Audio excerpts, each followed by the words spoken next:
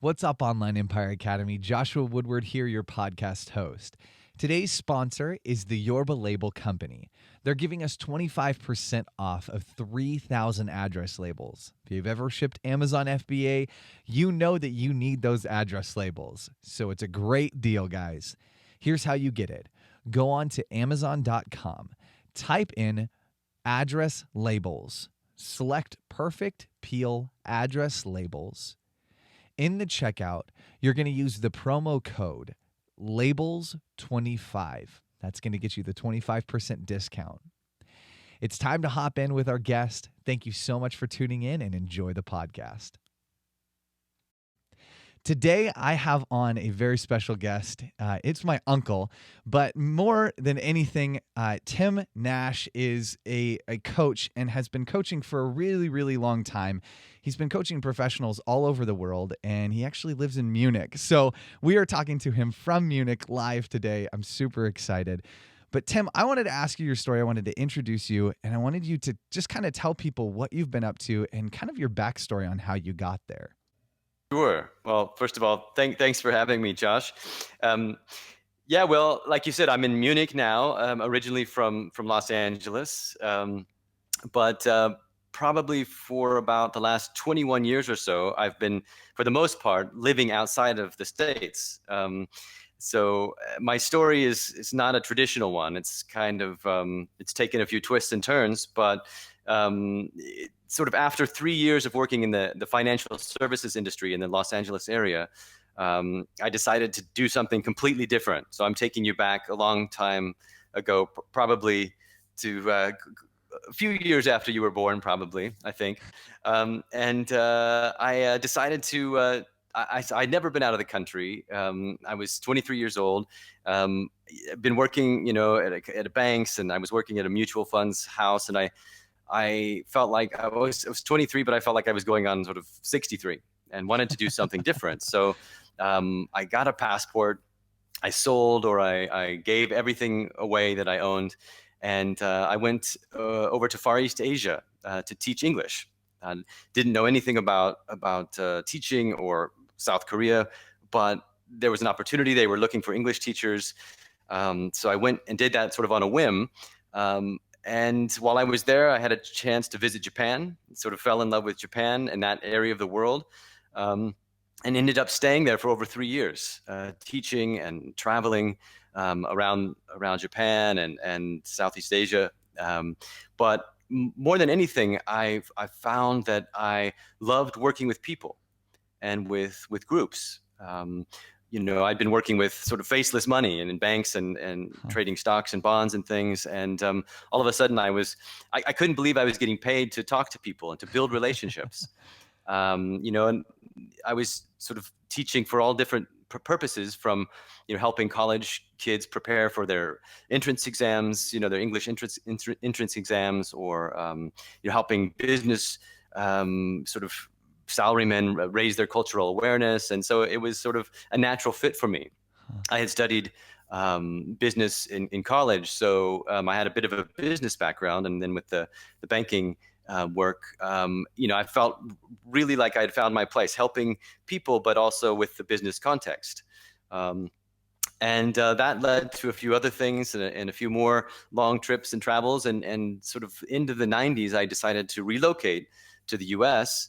Or I thought I was ready to relocate, but I took a job with a tour company, actually leading international tours all over the world: China, Europe, Alaska, and it was like a dream job, or I thought it was a dream job, combining my passion for travel with a profession, leading the tours and again, working with people and groups. But soon it became a bit more like replacing passports and a lot of hand holding and things. And it wasn't quite the dream job that I had wished for. So I went back to the States and in San Francisco. And that's where I met a young woman by the name of Miriam, who is my wife now. But at the time, she was living in San Francisco, and we met. she said, after we dated for a little while, she said, I've got to go back to my home of Munich. It was, nice spending some time with you, but I've got to go back. And I said, well, look, I've been to that area of the world. How about I come with you?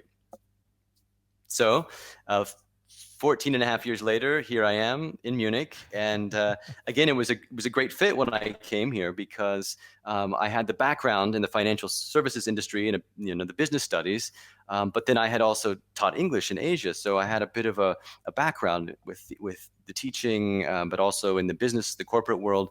So this was sort of 2001, 2002, and English was really emerging as the global language, and globalization was sort of in full force, you could say. So it was great because I could, I jumped into the companies and started teaching business English and intercultural awareness training and competence training. And that soon led to management skills training. And so I went from, just working with individuals and groups in the classroom to working with teams and leaders eventually. And that led me to doing more of the coaching for professionals, for performance, but also executive coaching, where I really help people raise their awareness and achieve their goals. But usually, it's also working with teams and helping teams sort of to resolve conflicts or to do something to improve performance and their results. So that sort of brings us up to present day in Munich and working with teams and leaders, helping awareness and develop skills, or let's say take action for positive change. I grew up just looking at all these, we get postcards or, we'd get calls from all these different places. And so I grew up with Tim being this like epic traveler. And, we had lived in Georgia when I was younger, and he came back to visit with this long, luscious hair. And like, so my picture of, just kind of the world was so broadened and so exciting for me. When you come back and tell all these stories. And so when just kind of watching the transition and my parents going out to visit them in Munich and always desiring just to go and travel more. It's so interesting because the more and more people I talk to, there's this heart of like, oh, I want to travel. I want to go. I want to do. And I always thought it was so inspiring that you just did it. Like you didn't, you sold everything. You just did it. So that was always an inspiration. There was one thing that you said in that, and that was cultural awareness. What is one of the biggest problems you're seeing with young entrepreneurs or young businessmen that are trying to get into a global market? What's that one problem you're seeing? Okay. Well, I think it's probably a lack of knowledge or awareness about the regions they're trying to break into.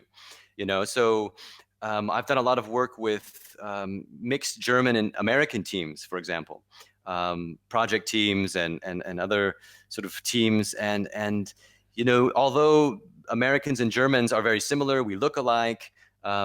However, when you're developing a product in one country, in Germany, the local market has different needs and different issues. Yeah. And different. So you need to be aware of the local markets. If you want to break into a lot of companies now are moving to China and Asia. Well, you got to know what do they want? What are their pain points? How can I help them? So really, I think the biggest problem and issue is just a lack of knowledge with the areas that people want to move into. That's interesting because a lot of what we do and a lot of the people we're talking to are private labeling. So they're going to using sites like Alibaba and going directly to the manufacturers in China and having those items shipped over. And so there's a lot of communication with the the Chinese marketplace. What just a quick suggestion for that area. What would you give to us as desiring to break into that market? What would you have us know about that specific area or region?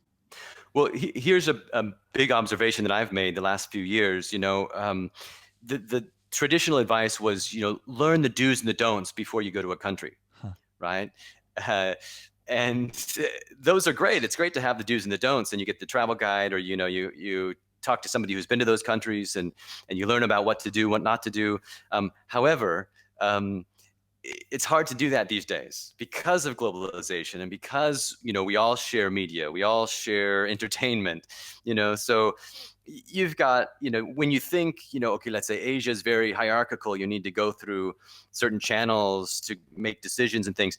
That might not be the case. So my best advice would be to get let's say a contact person or a partner, a sparring partner from that area, and ask them questions. What do the people need? What do they want?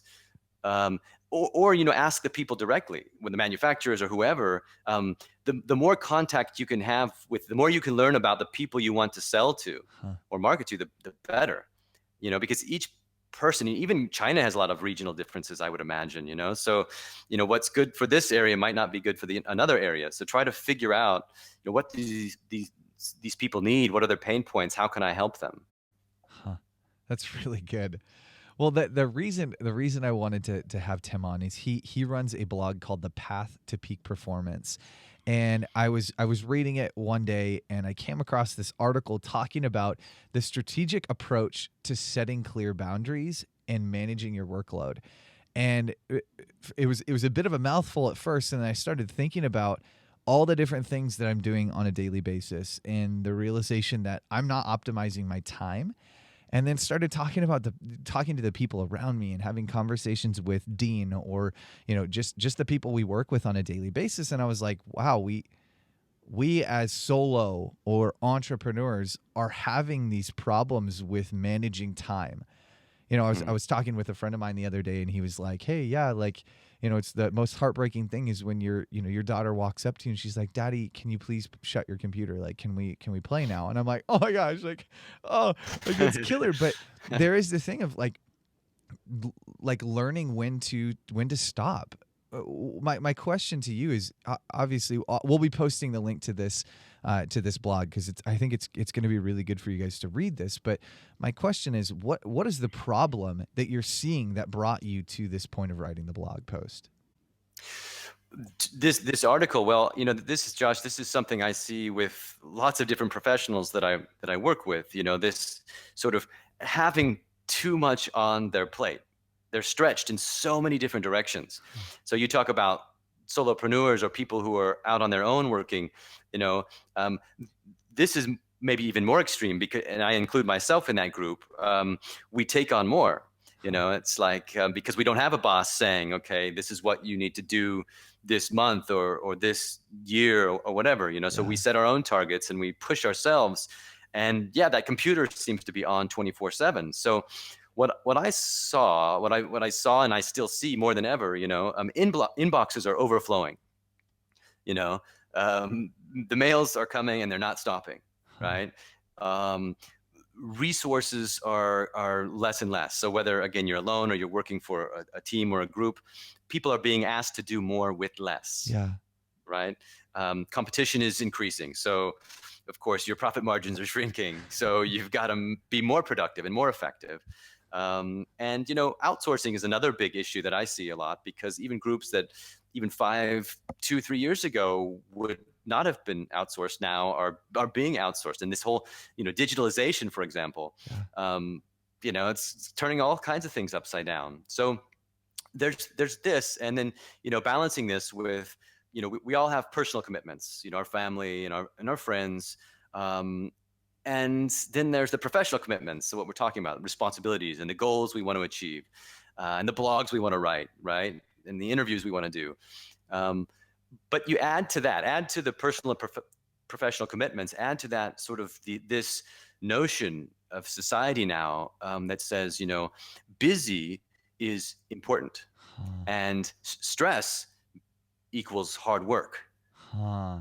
Right? So there's this pressure from the society, and we buy into that. I mean, me more than anyone, it's like, okay, I've got to make the most of my 8 hours a day here, or my 10 hours, or, when my wife's away for the weekend, sometimes I work the whole weekend. Yeah.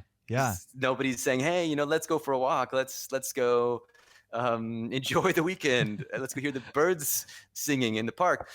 I'm like, oh, look, I've got this 48 hours. I'm going to be alone. I'm going to write 3 blog posts, and I'm going to do. So it goes for all of us. I think that the interesting thing is, obviously, the more and more you talk to people, the more and more you recognize that we all have our own issues and we all have our own problems. But mine is I think I'm totally the same way. Whereas, on Monday nights, every Monday nights, Hannah goes and dances. She's got this dance class. Uh, And every Monday night I go, okay, perfect. It's my time to get that work done. yeah, And yeah, and I'm exactly. like, do I need to rest? Absolutely. But do I need to do this as well? Yeah, absolutely. Like I've got to maintain what's going on here, but it's not productive. I end up being counterproductive. In the blog Yes. post, you talk about looking at the bigger picture. What hmm does that mean? Well, if you think about sort of a professional in a company, you know, um, obviously there are times when you're really busy and there's a lot on your plate and you're being stretched in different directions. By looking at the big picture, what I mean is, look at the reasons why you're super busy at Huh. that time. If you're in a company, is there a merger going on? Um, has your group just been merged with another group? Or let's take me for example. I remember when I started my blog a year and a half ago or so. I didn't want a blank blog up there, so I wanted to like write as many articles, a couple articles a month, so that when people went to my blog, they didn't just see one article there, right? Yeah. So, look at the big picture. Why am I busy? And is it a permanent? Is it a systemic Huh. thing? Do I see an end in sight? And if you see it's a temporary situation, then ask yourself, is this discomfort that I can live with? And tell yourself, this is not going to last forever, right? So I mean, look at the, I guess, your priorities and the reasons, and if you want to be doing something, like if you choose to do something on Monday night, I think that's fine as long as you know what you're giving up, what you're Yeah. giving up by working. Being aware of the choices you're making and the costs. Hmm. I think because it's so busy and because we're all moving around and change is all around us, we lose sight of our priorities and Yeah. why we do what we do, and if it's worth it or not, the cost. Yeah. I wrote in my notes, why am I busy?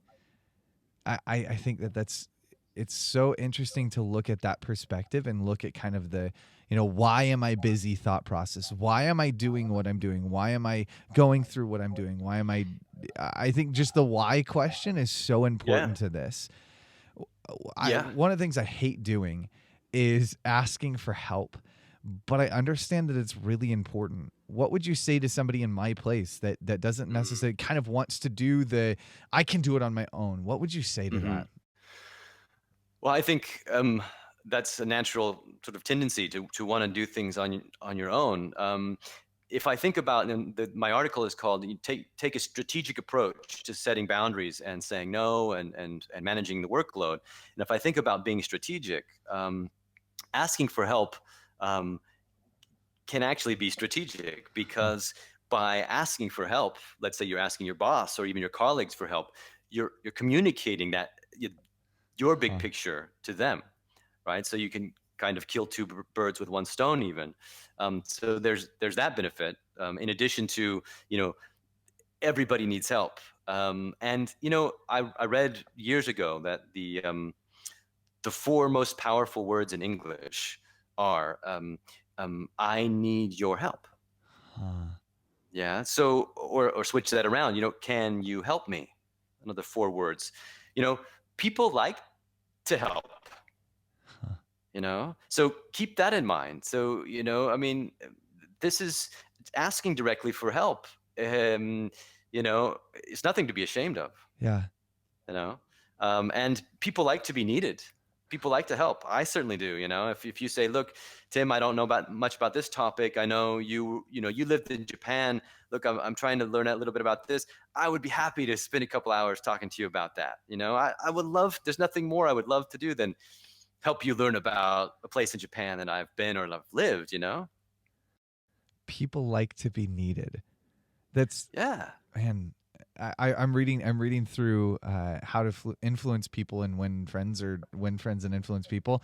Whatever classic. that book, however you say it.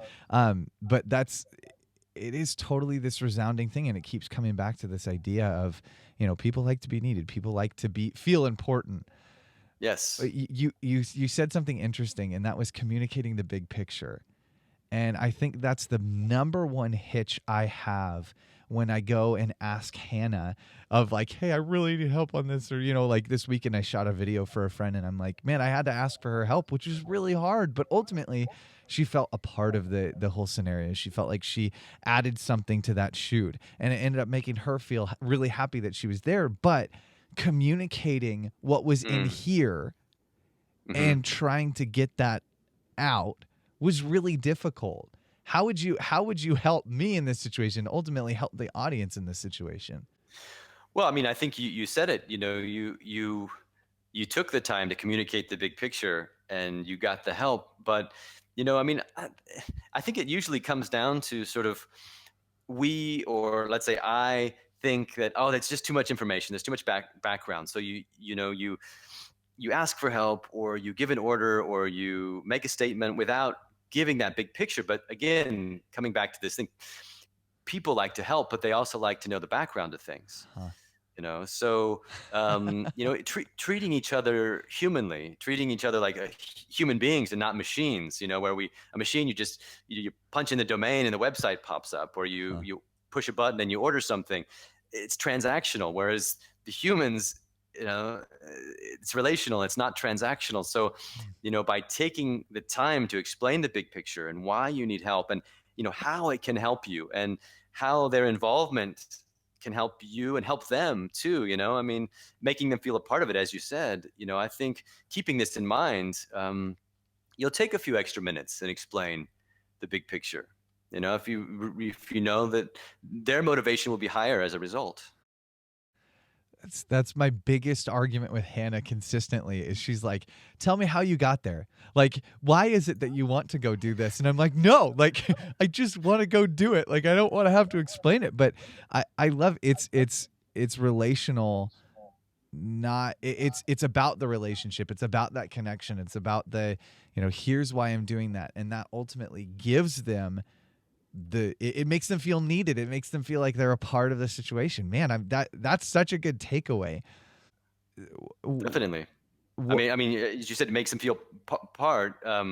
I'd say, there are times where you can say, "Trust me, just do it," or "Trust totally. me, let me do it." And to do that, to have that kind of relationship that can be relational and transactional, you need a lot of trust. Huh. You know, where you just, trust me, I don't have time or energy to explain it right now. Let me just do this. So, Yeah. you said communication and building that trust is key, but then there are times where you want to be able to be transactional, but you need Huh. trust for that, right? Huh. That's good. That's good. Building trust so you can be transactional. That's really good. I mean, not all the time, but sometimes, yes. Yeah. Yeah. Truth held in tension. I like it. Hmm. The last point you had made in the blog was thinking before accepting.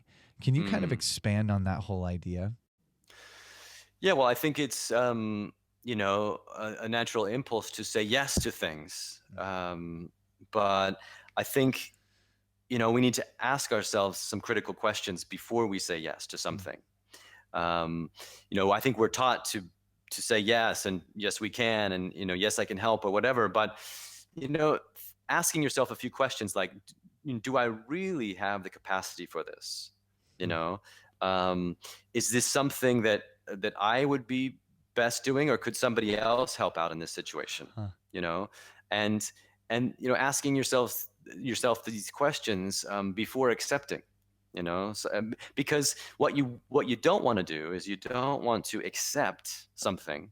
Let's say in a professional environment, you don't want to accept something, even as a with one of your clients, you don't want to accept something, and then come back later and say, I couldn't manage it, or I need more time, or I need more resources. That's a bad reflection on you. Huh. Man, I was just thinking of being out this weekend doing this video for a friend, and I've been kind of stressed about when I'm going to be able to develop this content and actually go through and edit this content.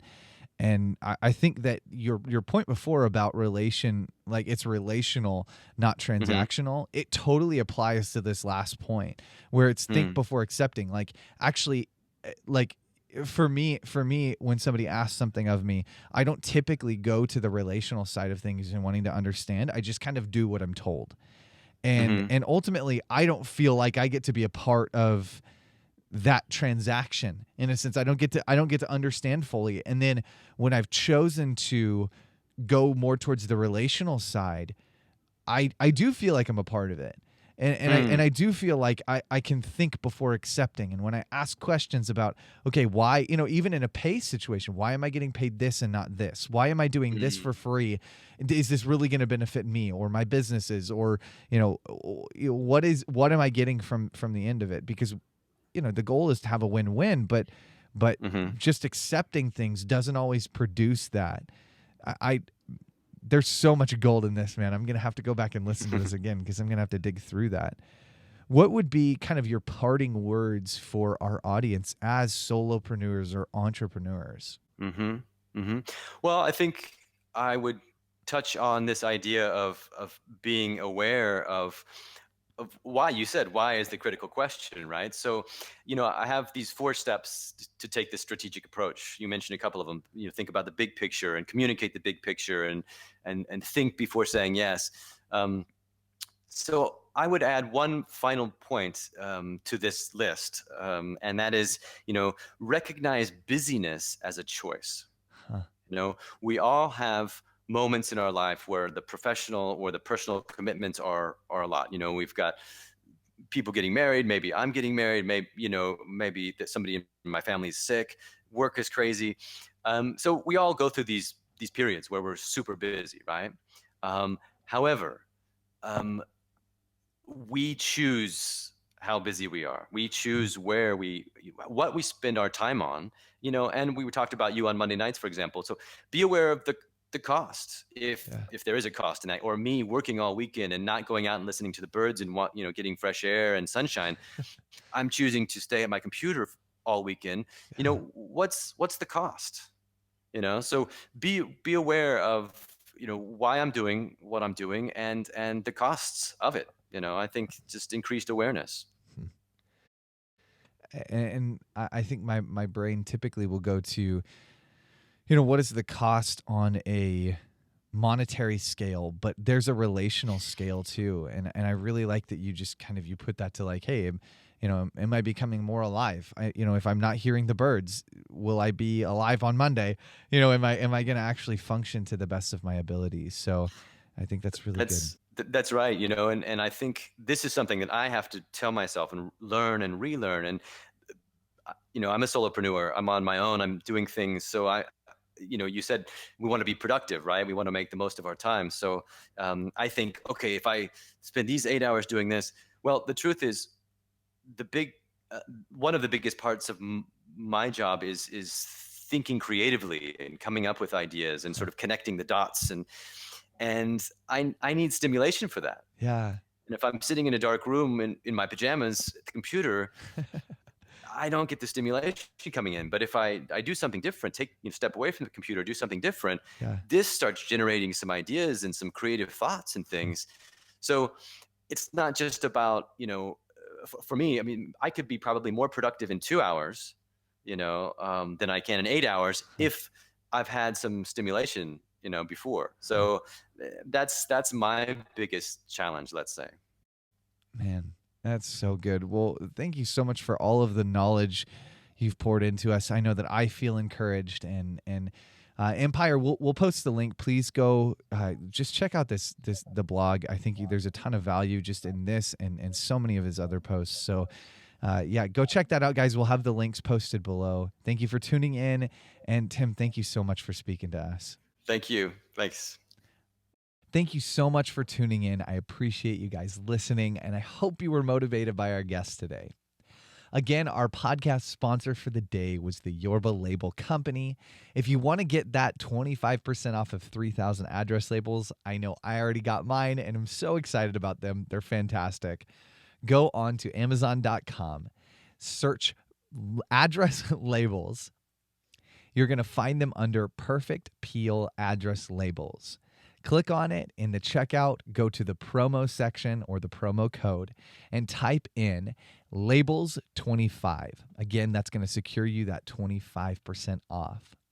Thank you so much for tuning in. I appreciate it, guys. If you want to know more about us and everything we're doing, go on to theonlineempireacademy.com. You can also go on Facebook at Facebook.com/The Online Empire Academy. Or on YouTube, same thing, guys. I appreciate you tuning in. Until next time, Empire, have a fantastic day.